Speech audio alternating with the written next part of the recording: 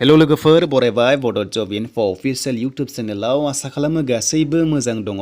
Health डिपार्टमेन्टनि एप्लाइनि last डेटआ 28 फेब्रुवारिसिम थागोन। थाबैनो खालामदो। जायफ्रा दासिमबो खालामाखै बे लिंकआव फैनानै खालामदो एप्लाइखौ अनलाइन।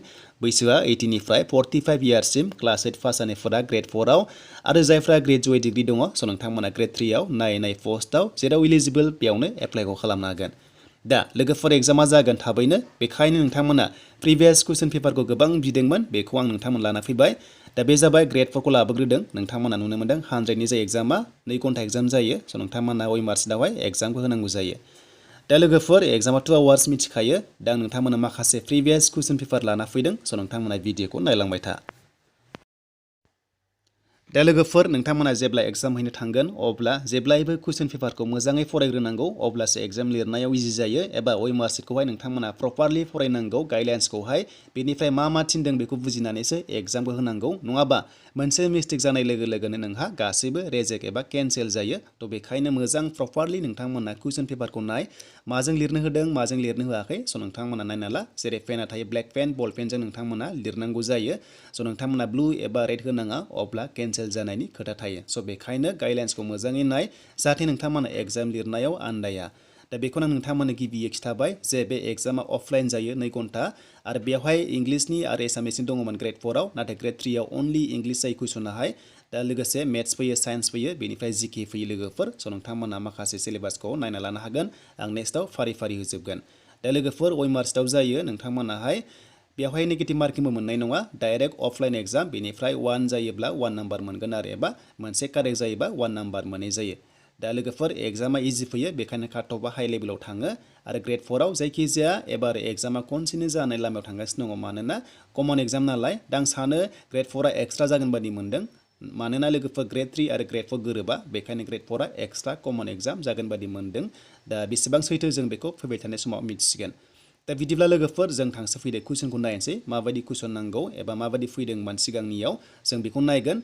दा फारि फारि जों गासैखौबो नायगोन। दा फार्स्टआवनो आङो 15था कुइसन लाबोग्रोबाय। दा फार्स्ट कुइसन दङ हु वाज दा फाउन्डार अफ मौर्य डाइनास्टि। अके मौर्य डाइनास्टिनि गायसनगिरिया सोरमोननो बे जाबाय राइट एन्सारा चन्द्रगुप्त मौर्य। बी नाम्बारा जागोन कारेक्ट एन्सारा बे फैनायखौ जों बांसिन नुदों। हु वाज दा फाउन्डार अफ मौर्य डाइनास्टिनि फाउन्डारा जाबाय चन्द्रगुप्त मौर्य। अके स' बेखौ नोंथांमोना नट खालामनानै लाबानो जाबाय। दानिया नाम्बार 2 आव which Macedonia king invade in India 326 BC। थ' बेनि राइट एन्सारा डी नाम्बारा जागोन आलेक्जेन्डार दा ग्रेट। थ' बे राइट एन्सार आरो मेसिडोनिया किं दंमोन दा इनवेड खालामनाया जाबाय 326 BC आव आरो बे जादोंमोन आलेक्जेन्डार दा ग्रेट बे राइट एन्सार। अके दा सिलेबासखौ नोंथांमोना ओरैबायदि फराय इण्डियान जिके फराय आसाम जिके फराय दा Indian history and Assam history बे फैयो स' नोंथांमोना नायना ला। थार्ड कुइसन हु वाज दा सन अफ हुमायुन। अके बे मोनब्रैनि गेजेराव सोरनो बे जाबाय राइट एन्सारा बी नाम्बार आकबर। दा हुमायुननि फिसालाया साबेसे दंमोन होनोब्ला साब्रै। हाउ मेनि सन्स अफ हुमायुन होनोब्ला थ' नोंथांमोना 4 होनांगोन आरो अपसनाव 4 टाइपबो होनांगोन बाट बेयाव मेनसन खालामनायाव आकबरा जागोन। Number 4 which religious leader of Bengal took part in the bhakti movement. Okay movement जादोंमोन भक्ति मुभमेन्ट जादोंमोन आरो बेंगलाव बै समावहाय स' नोंथांमोना मिथिखागौ बिनि राइट एन्सारा चैतन्य सिया जागोन। अके चैतन्य थ' बे सि नाम्बारा जागोन। थ' प्रनाउन्सियेसना एसे आलादा जायो थ' नोंथांमोना बेखौ कारेक्सन खालामना लाबानो जाबाय चैतन्यखौ होबानो जाबाय बिनि राइट एन्सारा सि नाम्बारा जागोन। थ' नाम्बार 5 हु रट रामाचारितमानस। थ' रामाचारितमानसखौहाय सोर लिरदोंमोन होनना बुंदों आरो बेनि राइट एन्सारा जागोन तुलसीदास। अके बी नाम्बारा बेनि कारेक्ट एन्सार तुलसीदासआ बेखौहाय लिरदोंमोन बे सासे लिरगिरिमोन खन्थाइगिरिमोन स' बेखौहाय बे लिरनाय जादोंमोन बिथाङा तुलसीदासआ। स' दानिया नाम्बार 6 कुइसना जादों the quit India movement was launched in which year. Quit India movement दङमोन ना स' बेयाव स्पेलिंआ मोनसे थालांबावदों दा नोंथांमोना बेखौ कारेक्सन खालामनो हागोन। दा इ दङमोन दा बेनिफ्राय बेनि राइट एन्सारा 1942। दा माब्लाबा कुइसन पेपारा मिस्टेक फैयो स' नोंथांमोना कारेक्सन खालामना लानांगौ आरो नोंथांमोना आन्दायोबा सोंनांगौ।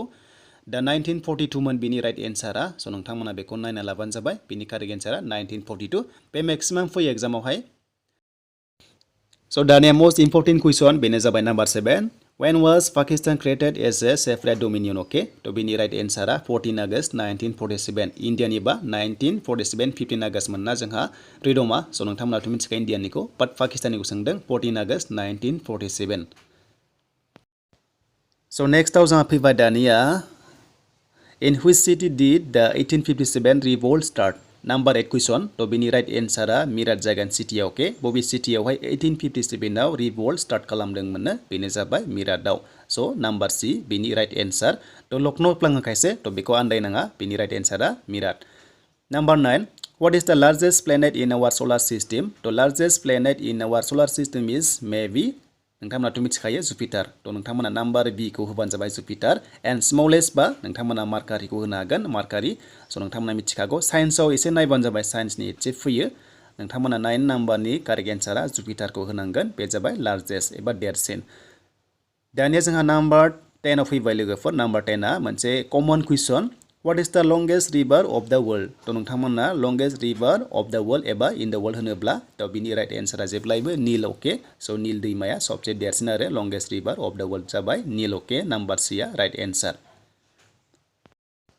Number 11 Gobi Desert is situated in which country? तो बिनि राइट एन्सारा एसिया ओके नाम्बार सी तो नोंथांमोना नाम्बार सी खौ होबानो जाबाय एसिया बिनि राइट एन्सार दा लोगोफोर जिके भिडिअ'या जोबोद गोबाव जाबायमोन तो एसे नोंथांमोना एसे इगनर खालामदो जुदि मिस्टेक जादोंबा दा नोंथांमोना कमेन्ट्स खालामबानो जाबाय माबादि मोनदों एबा माबादि जादों तो बे रिल फैनाय 2019 आव फैनाय आरो बियो दा नाम्बार 12 आव जों नायोब्ला which among the following is the highest plateau in the world तो नोंथांमोना बेखौ नाय एसे आं बेयाव कन्फ्यूज जाबाय बेवहाय आङो सी नाम्बारखौ राइट एन्सार सानदों सो नोंथांमोना बेखौ नायनानै डकुमेन्ट सेक्सनाव लिरबानो जाबाय दा बेबादि नाथाय देरसिना टिबेटान मोन आरो देरसिना नाथाय बेयाव फलोइंस होदों नालाय बेयाव मोनब्रै दङ मोनब्रैनि गेजेराव बबे देरसिन होनदोंमोन बाट आं नायदोंमोन गुगोलाव बाट सी नाम्बारखौ दिन्थिदों सो नोंथांमोनाबो चेक खालामबानो जाबाय दा सबसे देरसिनबा जोंहा जागौमोन टिबेटान प्लेटुआ जागौमोन आरो नाथाय बेयाव बे मोनब्रै अप्सनखौ सोंदोंमोन आरो बे मोनब्रैनि गेजेराव बबे देरसिन दा आं सी नाम्बारखौनो राइट एन्सार होदोंमोन दा नाम्बार 13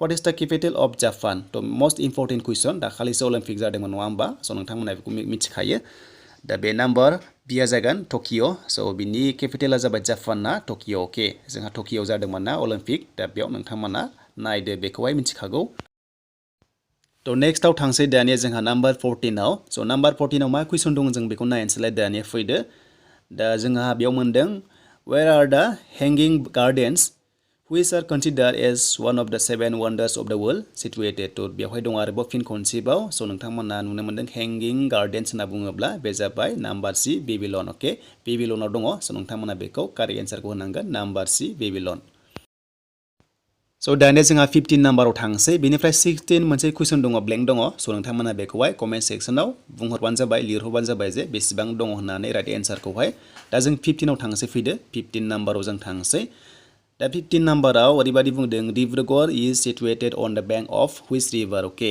सो बेयाव कन्फ्यूज जायो ए बि सि डि दङ सो बिनि राइट एन्सारा ब्रह्मपुत्र तो बि नाम्बारा राइट एन्सार डिब्रुआ नङा अके तो डिब्रुगड़खाय डिब्रु सानफ्लाङो बे नङा सो बे नोंथांमोना मिस्टेक खालामनाङा बेनि राइट एन्सारा ब्रह्मपुत्र तो बिनिफ्राय 16 number how many states are there in India so बेखौ नोंथांमोना कमेन्ट सेक्सनाव लिरना हरदो बेसेबां दङ तो बे नोंथांमोना स्टेट्सखौहाय मिथिनांगोन इन्डियायाव बेसेबां स्टेट्स दङ NUT दङ सो नोंथांमोना बेखौ नायनानै सो नोंथांमोना कमेन्ट सेक्सनाव लिरबानो जाबाय तो बेफोरबायदि माखासे फिसा फिसा नलेजआ थानांगौ जायो जाहाथे एग्जामाव फैयोब्ला थाबैनो एटेम्प्ट खालामनो हानाय बायदि राइट एन्सारखौहाय दा लोगोफोर बेखिनियानोसैमोन आं बेयावहाय गासै 15टा लाना फैग्रोबाय आरो हानायसेबां मोजां सम लानानै टाइम लानानै नोंथांमोनजोंहाय जिके लाना फैगोन गासिबो हेल्थ डिपार्टमेन्टनिखौ जि फैदोंमोन 2019-2021 दा लोगोफोर आसा खालामो नोंथांमोना एसेब्लाबो आइडिया मोनदों जानांगौ दा बे ग्रेड 4 लेभेलाव फैनायमोन आरो जाहाथे नोंथांमोना एसे नायनानै लायो दा माखासे मोस्ट कमन इम्पर्टेन्ट कुइसन थायो बेफोरो फैनायनि लामायाव थायो अके दा लोगोफोर फोजोबबाय बेयावनो भिडिअखौ